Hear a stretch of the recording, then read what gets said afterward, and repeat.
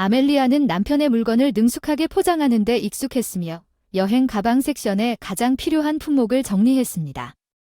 그는 트럭 운전사였으며 자주 출발하는 경우 침착하게 받아들이고 남편이 없을 때 걱정을 덜기 위해 더 자주 전화하도록 요청했습니다. 데이먼은 떠났고 에밀리아는 집안일로 바빴다. 특히 최근에 문을 두드리는 소리를 듣는 사람들이 많아졌기 때문에 여자는 창밖을 내다보며 마지못해 얼굴을 찡그린다. 또 존슨 부인이었다.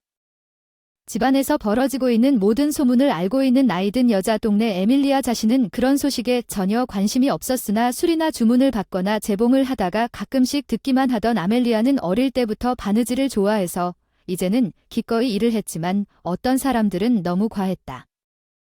예를 들어 존슨 부인처럼 방해적이고 사려 깊지 않은데 그 여자는 이미 대화를 시작했습니다. 안녕하세요. 아멜리아 어떻게 지내세요? 남편을 다시 출장에 보냈습니까? 오 여보 이 모든 것이 불행한 결과로 이어질 수 있습니다. 그러면 울게 될 것입니다. 무슨 소리야 부인? 존슨 저는 남편을 믿습니다. 우리는 서로 사랑합니다.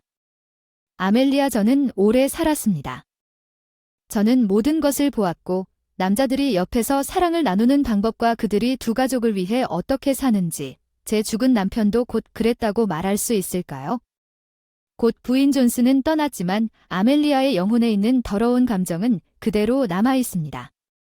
아멜리아와 데이먼은 결혼한 지 3년밖에 되지 않았습니다. 그는 그녀보다 나이가 많았지만 그것이 그녀가 사랑에 빠지고 결혼하는 것을 막지는 못했습니다. 그러나 나이 차이는 그들이 살았던 곳에서 중요하지 않았습니다. 데이먼의 큰 집에 있었고 알 수 없는 이유로 아이가 없다는 점을 제외하고는 매우 행복했습니다.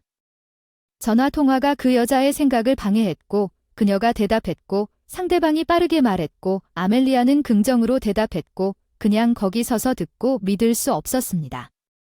거의 일주일 후에 그녀의 귀가 집에 돌아왔습니다. 그는 언제나처럼 아내를 위한 선물을 가져왔고 그녀가 그를 만나러 달려가기를 기대했습니다. 그에게 키스하고 소식을 전하고 여행에 대해 물어보아드나 아무도 집에서 나오지 않았습니다. 아멜리아는 사라졌습니다. 저녁까지 그녀의 전화는 조용했습니다. 데이먼은 불안해져서 이웃에게 갔지만 그들은 그가 친척과 친구들에게 전화한 것에 대해 아무것도 몰랐습니다. 오랫동안 아멜리아를 본 사람은 아무도 없었습니다. 데이먼은 아침에 무엇을 해야 할지 몰랐습니다. 경찰에 갔습니다. 하지만 그들은 그에게 조용히 기다리라고 충고했고 그녀가 이틀 안에 돌아오지 않으면 보고서를 작성하고 수색을 시작할 것이지만 데이먼이 조용히 기다린다는 것은 그가 이미 병원과 영안실이라고 불리는 모든 곳에 있었고 거기에 있었다는 것을 할 수 없다는 것을 의미합니다. 그녀의 아멜리아가 실종된 흔적은 없었지만 하루 후에 그녀가 돌아왔지만 혼자가 아니었습니다. 그녀는 한 남자아이와 함께 있었습니다. 약 5살짜리 데이먼은 서서 그들이 집으로 걸어가는 것을 지켜보았습니다. 그는 신체적으로 흥분이 가라앉는 것을 느낄 수 있었지만 분노는 일어나서 그는 그녀가 아무 일도 없었다는 듯이 걷고 있는 것에 화가 났고 그는 그녀에게 인사하는 대신 미쳐서 그게 무슨 뜻인지 물었습니다. 그녀는 그의 톤 데몬에게 대답했습니다. 제이든을 만나길 바랍니다. 그는 당신의 아들입니다. 블랙헤드 소년이 보였습니다. 화난 남자가 궁금해서 뒤로 물러서서 아멜리아 뒤에 숨었어요. 우리를 집에 들여보내서 거기서 이야기를 나누는 게 어때요? 제이드는 피곤하고 배가 고파요. 운전해서 오래 자야 해요. 데이먼은 아무것도 이해하지 못해서 누구인지 다시 물었어요. 그 소년은 당신의 아들이었고 페넬로페스는 페넬로페를 기억합니까? 예, 그는 그녀를 기억했습니다.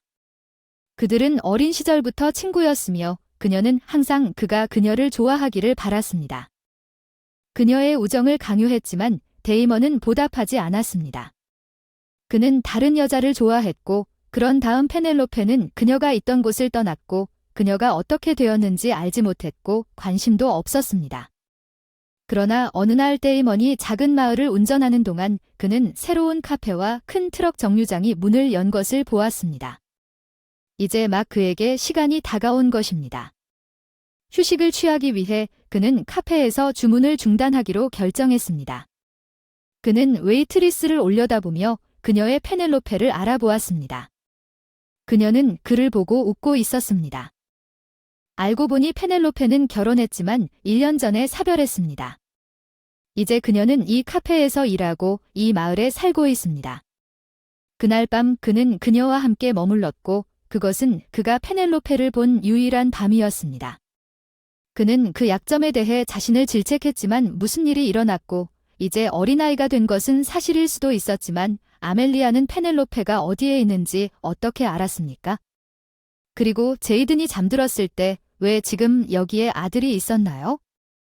아멜리아는 남편을 괴롭히는 모든 질문에 답했습니다. 페넬로페의 시어머니 브라운 부인이 전화를 했어요.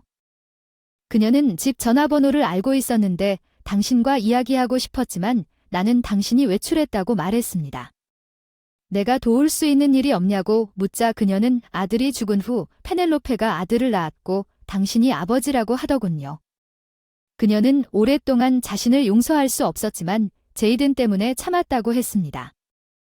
너무 귀여워서 브라운 부인이 나한테 많이 오라고 해서 그 노부인이 나를 잘 만나서 제이든을 소개시켜줬고 그 사람을 놀러 보낸 후 어느 날 나한테 전화한 이유를 말해줬어. 내가 페넬로페에게 물었다고 했어. 제이든의 아버지가 누구였는지 나는 그녀가 자신을 모른다고 생각했지만 그녀는 어린 시절부터 당신의 데이먼을 사랑했다는 것을 알았고 내 아들이 아이들을 떠나지 않고 죽었을 때 그녀는 절망했습니다.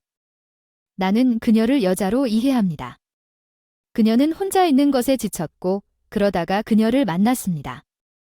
내 데이먼이 또 그래서 그 사람이 임신하기로 했어? 그녀는 제이든에 대해 아무에게도 말하지 않을 거야.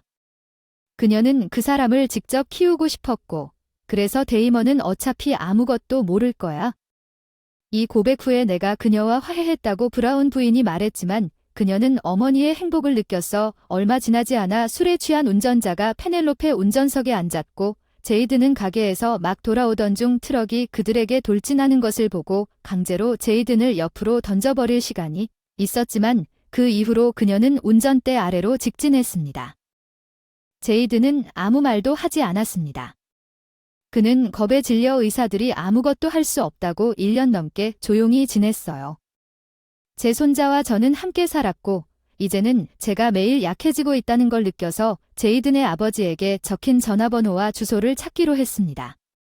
종이 조각이 페넬로페의 문서에 있었으므로 내가 오늘 밤에 우리와 함께 있으라고 전화했고 남편에게 가서 모든 것을 이야기한 다음 그 소년에게 상처를 줄 경우에만 두 사람이 결정한 것을 나에게 알려주십시오. 당장 그 사람을 너한테 주지 않을게. 아멜리아는 조용히 남편을 뚫어지게 쳐다보더니 계속 상상만 했어. 그날 밤 그녀가 가버렸어. 천명음이 들려서 구급차를 불렀어. 그들이 왔지만 할 수 있는 일이 아무것도 없었어. 그때 거기 있었어. 장례식은 브라운 부인을 묻어줄 사람이 없어서 이웃들과 제가 다 하고 이제서야 돌아왔습니다. 데이먼은 아내가 쏟아낸 정보를 묵묵히 소화한 다음 당신이 얼마나 부담을 주고 있는지 아느냐고 물었습니다. 내 말은 난 사실상 트럭에 산다는 거야. 그 사람은 내가 직접 돌봐야 해. 바멜리아는 고개를 끄덕였어. 그들에게는 정말 힘든 한 해였어. 알고 보니 내가 그의 아버지 데이먼이라 할지라도 아이를 등록하는 게 전혀 쉽지 않았어. 지금은 여행을 하는 것이 아니라 관리소의 복도에서 살아야 했으며 모든 것이 끝나는 것처럼 보이면 긴급한 결정이 필요한 새로운 상황이 닥칠 것입니다. 이제 그는 또한 일자리를 찾아야 했습니다. 데이먼은 데이먼에게 많은 시간을 보내고 있었고 데이먼에게 항상 관심을 기울이지 못했습니다. 그는 화가 나서 그들에게 제이든을 강요한 아멜리아에게 모든 것을 비난했고 이제 그들의 인생 전체가 어느 시점에서 잘못되었습니다. 그 남자는 술을 마시기 시작했고 이것은 아멜리아를 매우 불안하게 만들었고 제이든은 점점 더 자주 아멜리아 뒤에 숨거나 그의 방에 앉아 군인들과 조용히 놀았습니다. 어느 날 데이먼의 친구가 그 남자를 만나러 왔고 정확히 집 앞에 트럭을 세웠습니다. 제이든이 겁에 질려 눈을 크게 뜨고 정원에서 놀던 순간 소녀는 데이먼이 거대한 차량을 향해 향하는 것을 보고 벌떡 일어나 아버지에게 달려가 겁에 질려 소리치며 아버지에게 항의한 다음 성인 남자를 덮고 있는 트럭에서 그를 밀어냈습니다.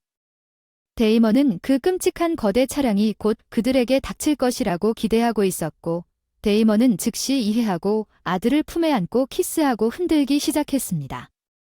무슨 말을 했는지 아들, 무슨 말을 했는지 소녀는 그의 머리를 쓰다듬으며 말했다. 아빠, 두려워하지 마세요. 제가 여기 있어요. 데이먼의 친구는 깜짝 놀라 혼란스러워하며 조용히 아버지와 아들을 바라보며 아주 좋은 일이 일어나고 있다는 것을 깨달았습니다.